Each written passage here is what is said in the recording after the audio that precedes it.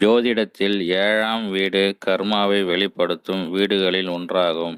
ஏனெனில் நாம் கர்மாவின் மூலம் திருமண துணையை அடைகிறோம். 7ஆம் வீட்டின் பலன்கள் நம் வாழ்நாள் முழுவதும் செயல்பட முடியும். கணவன் மனைவி மீதான வெறுப்பு பல ஆண்டுகளாக நீடிக்கும். தனிப்பட்ட வாழ்க்கை பாலியல் மற்றும் துணைவர்களின் பொறுப்பாகும். தனிப்பட்ட வாழ்க்கை மற்றும் பாலியல் உறவுகளில் ஆற்றல் பரிமாற்றம் மிகவும் சக்தி வாய்ந்தது மற்றும் பொதுவாக அனைத்து வாழ்க்கையும் பாதிக்கிறது. ஒருவர் வெளிநாட்டில் எவ்வளவு வெற்றிகரமாக இருப்பார் என்பதையும் சுட்டிக்காட்டுகிறது.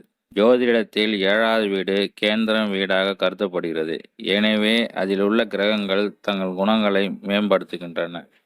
எந்த கிரகமும் முக்கியமானது மற்றும் கூட்டாளர்களுடன் உறவு, திருமண கர்மாவின் நுணுக்கங்கள் மற்றும் சில வழிகளில் நமது ஆளுமையை வெளிப்படுத்துகிறது. ஏனெனில் 7ஆம் வீடு 1ஆம் வீட்டிற்கு நேர்மாறாக உள்ளது. எனவே நம்மை போன்ற ஒரு நபரை நாம் ஈர்க்கிறோம். நம் அபிலாஷைகள் பிரதிபலிக்கும்.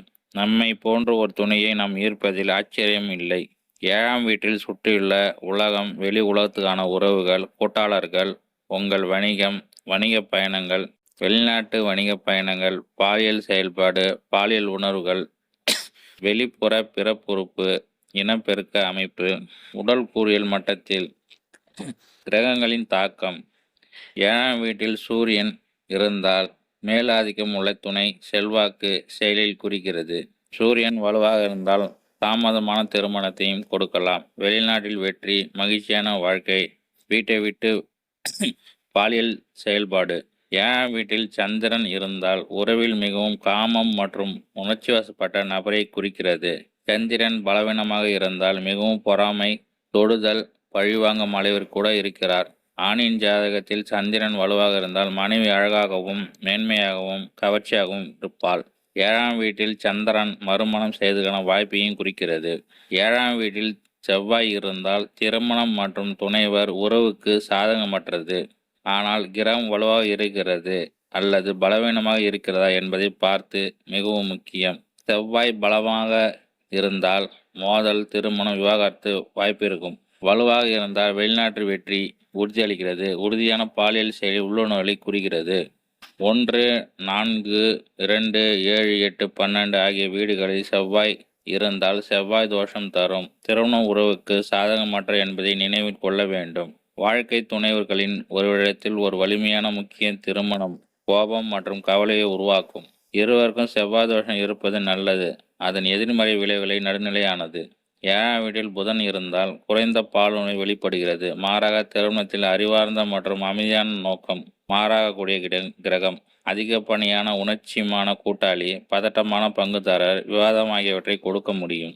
7ஆம் வீட்டில் வேடன் இருந்தால் சாதகமான நிலை, குடும்ப மகிழ்ச்சியையும் ஒருவர் ஆன்மீக ஆளுமையையும் குறிக்கிறது.